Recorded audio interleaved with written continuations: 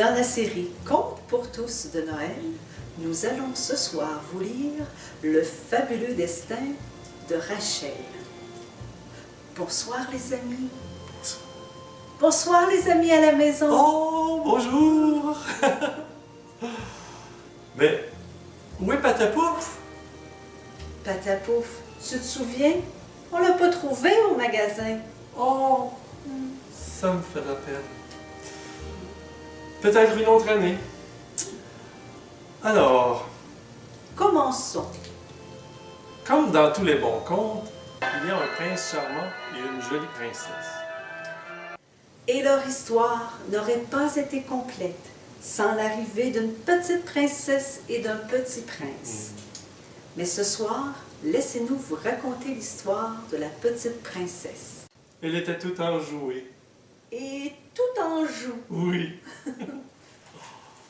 Pour ses parents, ce fut le plus beau des cadeaux. Bébé, il lui lisait les contes du joli bois. Et même s'il vivait simplement, ils lui trouvèrent une belle doudou bleue. Et quand Rachel avait faim, elle en mangeait un coin.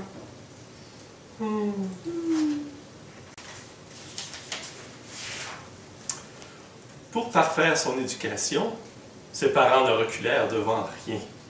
Cassettes du Roi Lion, DVD, agent Cody Bank, livres de Harry Potter. Tout était bon pour elle. En plus, ils mirent en place tout un programme d'exercices pour elle, dès son jeune âge, afin qu'elle développe son plein potentiel. Développement cognitif. Exercice de diction.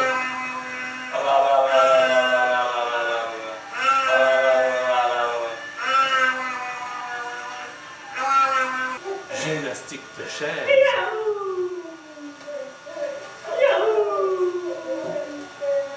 Entraînement cardio.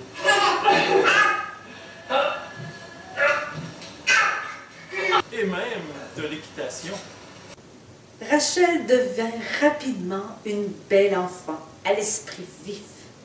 Et c'est dès l'âge de 5 ans qu'elle interpréta son premier rôle, Cendrillon.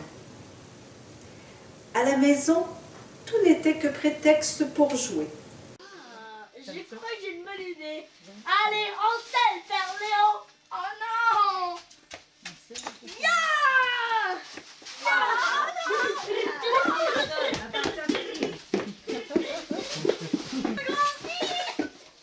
À tous, je vous souhaite un joyeux Noël. C'est le petit ami. Oh oui, sur le flot. Mais le bleu est de plein grand retard. Il est excité. Avec la peinture.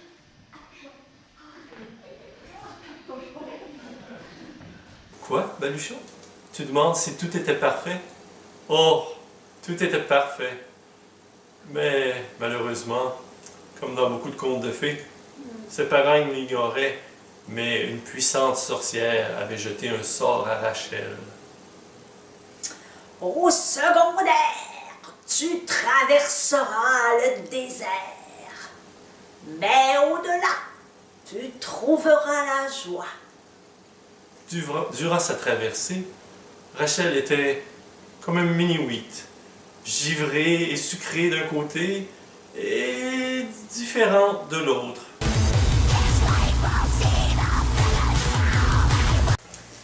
Ses parents auraient pu lui dire, comme Scar dans Le Roi Lion, « Pars et ne reviens jamais !» Mais non, et lui dire « Pars, va à Québec, vis tes rêves !» car pour ses parents, comme elle leur avait déjà dit, il était déjà trop tard, mais ils voulaient qu'elle vive pleinement ses rêves. Et c'est ainsi que Rachel quitta le château. Tu veux dire la modeste demeure? Oui, c'est ça, la modeste demeure. Et elle alla s'épanouir à Québec. Chaque jour, on lui dit que sa beauté rivalisait avec sa vivacité d'esprit. Quoi, Péluchon? Ah, tu demandes si cette histoire est terminée? Non, non, non, non. Elle ne fait que commencer, en fait, car C'est alors que, comme Harry Potter, Rachel fut admise à la plus prestigieuse des écoles de magie. là-bas, elle rencontra d'autres, comme elle, qui aimaient le théâtre. Ils venaient des quatre coins du royaume pour apprendre cette puissante magie. Et comment se termine cette histoire?